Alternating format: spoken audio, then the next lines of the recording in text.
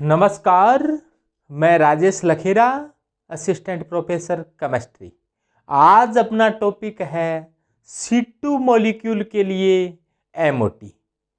Most important है C2 molecule के लिए MOT। MOT को हुंड व मुर्लिकन ने प्रस्तुत किया था। MOT को जो देने वाले वैज्ञानिक थे वो थे हुंड व मुर्लिकन। तो ये C2 मॉलिक्यूल है, C2 अणु है। C2 अणु कैसे बनेगा? एक C एटम एक ओर से आए, एक C एटम दूसरी ओर से आए, और C एटम और C एटम मिलकर क्या बनाए? C2 molecule. ये C एटम है और ये भी क्या है? C एटम है। C एटम और C एटम मिलकर क्या बना लेते हैं? C2 molecule.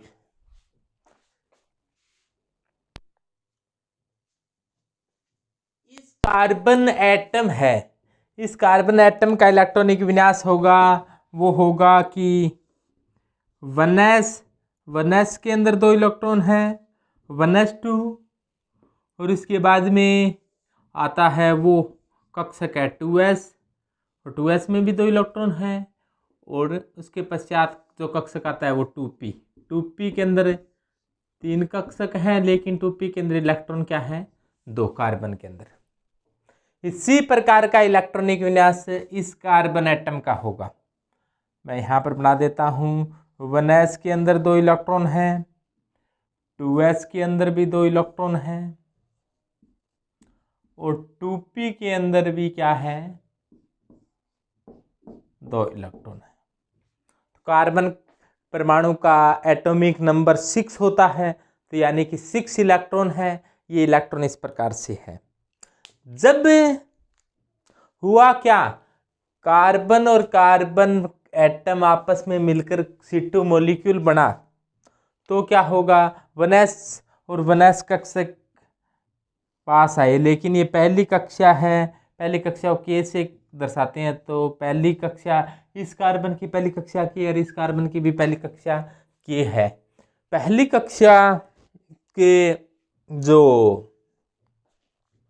ऑर्बिटल हैं उनके बीच में ओवरलैपिंग है वो प्रॉपर रूप से नहीं हो पाती, क्योंकि पहली कक्षा, इसके पश्चात पहली कक्षा, बाद में दूसरी कक्षा है, दूसरी कक्षा संयोजकता कक्षा है। संयोजकता कक्षा के जो उपकोष के कक्षक हैं वो आपस के अंदर अतिव्यापन अच्छी तरीके से कर सकते हैं, लेकिन 1s और 1s की पूंछ से आपस में इनके बीच की दूरी ज़्यादा होने के कारण ये मिल नहीं पाते हैं, इसीलिए इसको K से दर्शा दिया। 2s और 2s जब नज़दीक आते हैं तो इनकी ऊर्जा के बीच में ऊर्जा है वो आपस में चेंजिंग होती है, और चेंजिंग के पश्चात 2 प्रकार के कक्षक बनते हैं। 2 प्रकार के जो कक्षक बनते हैं, तो जो पहले जो कक्षक थे उनको कहा जाता है अपने एटॉमिक ऑर्बिटल। तो ये तो था एटॉमिक ऑर्बिटल। एटॉमिक ऑर्बिटल आपस में मिलकर, ये भी एटॉमिक ऑर्बिटल है। एटॉमिक ऑर्बिटल आपस में मिलकर जो बने हैं उसको मॉलिक्यूलर ऑर्बिटल कहेंगे। इसको क्या कहेंगे? Molecular orbital. मॉलिक्यूलर ऑर्बिटल भी 2 प्रकार के होते हैं। जिनकी ऊर्जा कम होती है उसको कहा जाता है बॉन्डिंग मॉलिक्यूलर ऑर्बिटल, और जिसकी ऊर्जा ज़्यादा होती है उसको कहा जाता है एंटी बॉन्डिंग मॉलिक्यूलर ऑर्बिटल। इसको अपने शॉर्ट में BMO, ABMO। BMO का मतलब बॉन्डिंग मॉलिक्यूलर ऑर्बिटल, ABMO का मतलब एंटी बॉन्डिंग मॉलिक्यूलर ऑर्बिटल। बंदी आणविक कक्षक और प्रतिबंधी आणविक कक्षक। और इसमें देखो 2 और 2 4 इलेक्ट्रॉन हैं, तो 1 2 3 4 इस प्रकार से इनमें इलेक्ट्रॉन भर जाएंगे। जब 2p कक्षक नज़दीक आएंगे तो इनके एटॉमिक ऑर्बिटल भी आपस में मिलकर मॉलिक्यूलर ऑर्बिटल का निर्माण करेंगे। कैसे करेंगे? तो ये मॉलिक्यूलर ऑर्बिटल बनाते हैं, उसका क्रम यह रहता है कि सबसे पहले आते हैं 2, फिर 1, फिर 2, और फिर 1। 2 1 2 1 का क्रम होता है इनका।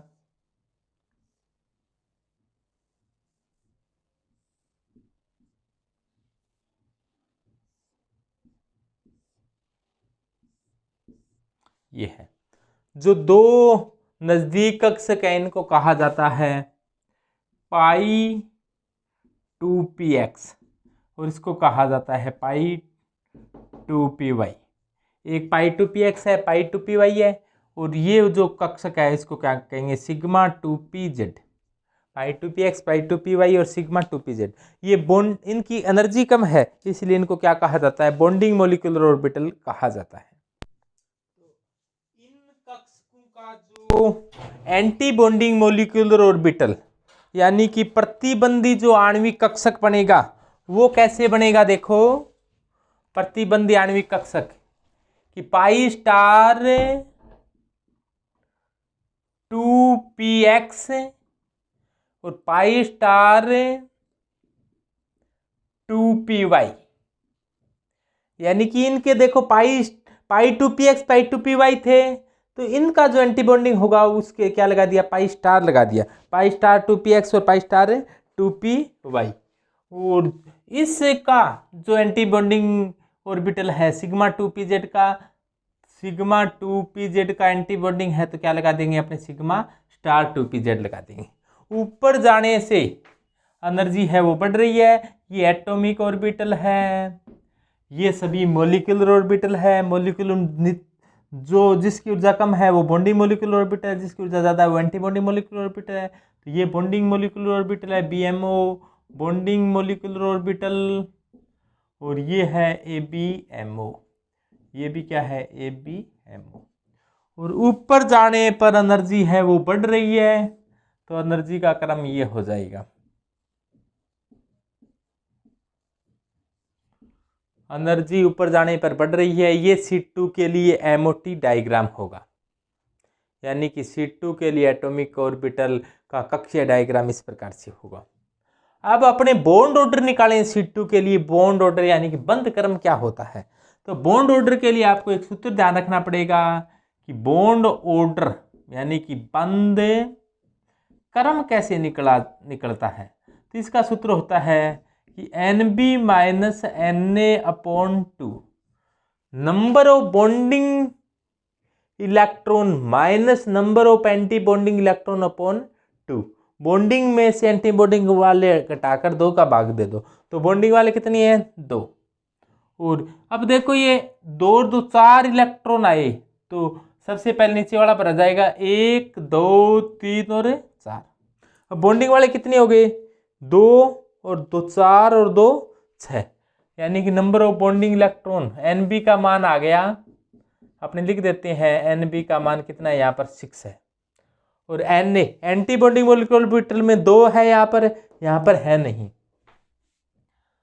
तो number of anti bonding electron, bonding electron तो हो गए अपने पास 6, number of bonding electron 6, anti bonding electron है वो हो गए 2।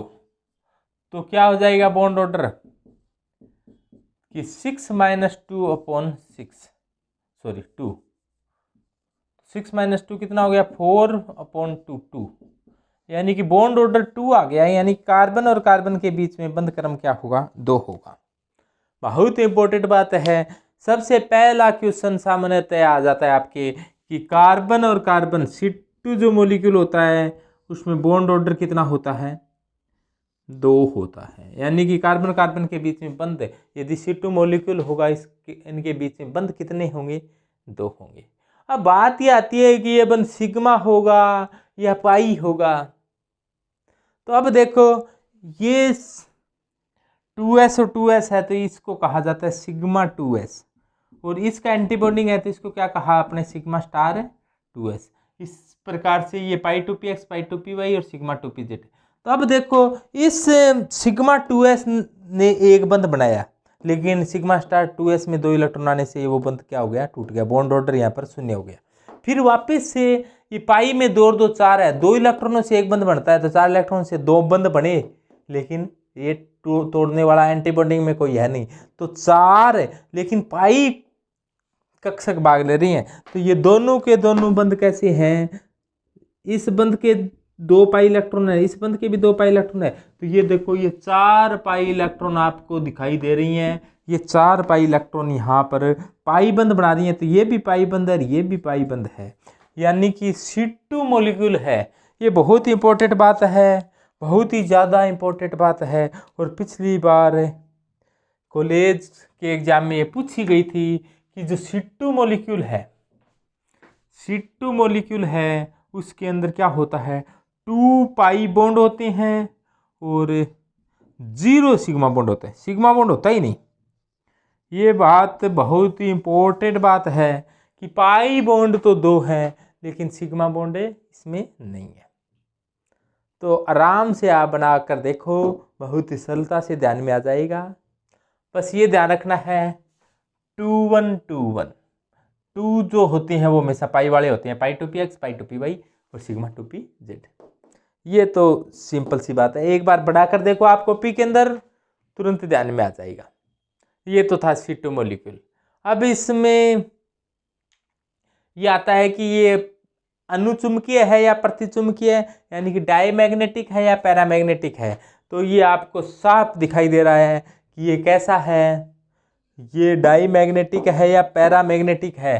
तो ये किस प्रकार का निकला, ये निकला डायामैग्नेटिक। डायामैग्नेटिक है ये, यानी प्रतिचुंबकीय या अनुचुंबकीय है। तो ये कैसा है, प्रतिचुंबकीय है। प्रतिचुंबकीय है। प्रतिचुंबकीय क्यों है, क्योंकि इसके अंदर कोई भी अनपेयर इलेक्ट्रॉन नहीं है, यानी कि सभी के सभी इलेक्ट्रॉन यहाँ पर युग्मित है, पेयर्ड है। अनपेयर इलेक्ट्रॉन का यहाँ पर अभाव है, इस कारण से ये कैसा है, डायामैग्नेटिक है, प्रतिचुंबकीय है। यदि यहाँ पर अकेले इलेक्ट्रॉन होते तो ये कैसा होता, अनुचुंबकीय होता है, यानी कि पैरामैग्नेटिक होता। लेकिन अब ये डाईमैग्नेटिक है। और ध्यान देना एक बार फिर से, इसमें 2 पाई इलेक्ट्रॉन है, 4 पाई इलेक्ट्रॉन होने के कारण इसमें 2 पाई बंद है, सिग्मा बंद इसमें है नहीं। यानी कि बॉन्ड ऑर्डर भी 2 है, दोनों के दोनों बंद पाई बंद है। यानी कि ऐसा संभव है कि 2 बंद हो तो दोनों ही पाई हो। अपने कई बार भ्रम हो जाता है कि 2 बंद होंगे, एक सिग्मा होगा एक पाई, ऐसा कोई आवश्यक नहीं है। अपने C2 मॉलिक्यूल के अंदर 2 बंद हैं, दोनों ही कैसे हैं, पाई है, सिग्मा बंद इसमें नहीं है। ये मोस्ट इम्पोर्टेंट एग्जाम्पल था, ध्यान में आया होगा। इसके बाद में आपके ज़्यादा से ज़्यादा पूछ सकते हैं इसका इलेक्ट्रॉनिक विन्यास क्या होगा। तो जिस प्रकार से इलेक्ट्रॉन भरे गए हैं उस प्रकार से इनका इलेक्ट्रॉनिक विन्यास आप लिख सकते हो कि इलेक्ट्रॉन कैसे भरे गए हैं। सबसे पहले देखो इलेक्ट्रॉन आपने कहाँ भरे हैं, पहले भरे हैं K और K में, तो सबसे पहले लिख दो K। इसके बाद में सिग्मा 2s के अंदर 2 इलेक्ट्रॉन है, सिग्मा 2s के 2 इलेक्ट्रॉन है। इसके बाद में सिग्मा स्टार 2s में 2 इलेक्ट्रॉन है, तो सिग्मा स्टार 2s में 2 इलेक्ट्रॉन है। इसके बाद में देखो पाई टू पी एक्स और पाई टू पी वाई में 2 हैं, तो ये देखो पाई टू पी एक्स में भी 2 हैं और पाई टू पी वाई में भी क्या है, 2 इलेक्ट्रॉन है। और इसके बाद में सिग्मा 2pz में कोई इलेक्ट्रॉन नहीं है, सिग्मा 2pz में कोई इलेक्ट्रॉन नहीं है। इसके बाद में pi two P X, pi star two P X, pi star two P Y में कोई इलेक्ट्रॉन नहीं है। बस इलेक्ट्रॉन तो यहाँ तक भरे गए, आगे इलेक्ट्रॉन है नहीं। आप लिखना चाहो तो लिख सकते हो। कैसे लिखोगे कि पाई स्टार 2px और पाई स्टार 2py में कोई इलेक्ट्रॉन नहीं है, नहीं है, 0 दर्शा दो। और उसके बाद में सिग्मा 2pz के अंदर भी कोई इलेक्ट्रॉन नहीं है, सिग्मा 2pz में भी कोई इलेक्ट्रॉन नहीं है। तो ये हो जाएगा इसका इलेक्ट्रॉनिक विन्यास की इलेक्ट्रॉन है वो कहाँ कहाँ है। तो और इसके बाद में एनर्जी का क्रम पूछा जा सकता है, तो सबसे कम एनर्जी के की है। इसके बाद में सिग्मा 2s की एनर्जी है। इसके बाद में सिग्मा स्टार 2s का नंबर आता है। इसके बाद में pi two P X pi two P Y नज़दीक है, इसका मतलब इनकी एनर्जी क्या है, बराबर है। इसके बाद में इसकी एनर्जी ज़्यादा है, सिग्मा 2pz आ गया। सिग्मा 2pz के बाद में pi star 2px pi star 2py है, और ये दोनों नज़दीक है, इसका मतलब इनकी एनर्जी बराबर है। और इसके बाद में सिग्मा 2pz का नंबर आता है। तो ये हो जाएगा एनर्जी का क्रम कि कौन से ऑर्बिटल हैं उनकी एनर्जी कम है, कौन से ऑर्बिटल हैं जिनकी एनर्जी ज़्यादा है। कम एनर्जी होने का कारण क्या है, ज़्यादा एनर्जी होने का कारण क्या है। तो ये तो था C2 मॉलिक्यूल। तो धन्यवाद। मैं राजेश लखेरा, असिस्टेंट प्रोफेसर।